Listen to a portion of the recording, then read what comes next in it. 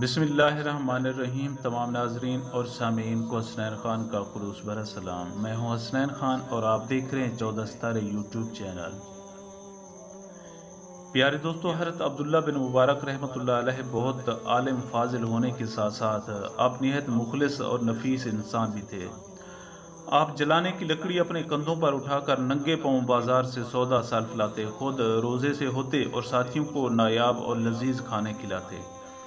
جہاد میں مسلمانوں کے اخراجات برداشت کرتے لیکن مال غنیمت میں سے کچھ بھی نہ لیتے۔ ایک دفعہ آپ نے ملک شام میں کسی سے قلم لیا تو اسے واپس کرنے کے لیے شام کا سفر کیا۔ واپس آ کر دیکھا تو قلم اپنے پاس ہی تھا، چنانچہ دوبارہ شام کا سفر کیا اور مالک کو اس کا قلم لوٹا دیا۔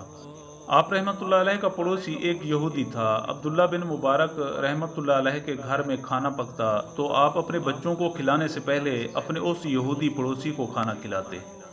اپنے بچوں کو کپڑے لے کر دینے سے پہلے اس پڑوسی کو بہترین لباس مہیا کرتے۔ یہودی بیمار ہوتا تو دن میں 3 مرتبہ اس کی عیادت کو جاتے اور ہر روز اس کی مزاج پرسی کرتے۔ پڑوسی تکلیف میں ہوتا تو اس کی تکلیف رفع کرنے کی کوشش کرتے، اس کے دکھ درد میں شریک ہوتے، اسے اپنی خوشیوں میں شریک کرتے اور کبھی اسے شکایت کا موقع نہ دیتے۔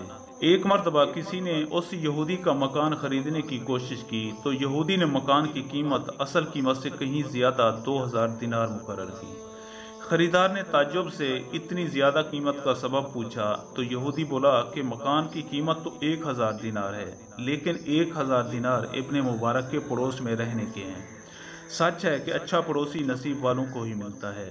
پیارے دوستو، میں امید کرتا ہوں کہ آپ کو ہماری یہ ویڈیو اچھی لگے۔ اگر آپ کو ہماری یہ ویڈیو اچھی لگے تو پلیز آپ ہمارے چینل کو سبسکرائب اور اس ویڈیو کو لائک ضرور کیجیے، اور اب ہمیں اپنی اگلی ویڈیو تک کے لیے اجازت دیجیے، اس دعا کے ساتھ کہ اللہ پاک آپ کو اپنے حفظ و امان میں رکھے۔ اپنا بہت زیادہ خیال رکھیے گا۔ شکریہ۔ خدا حافظ۔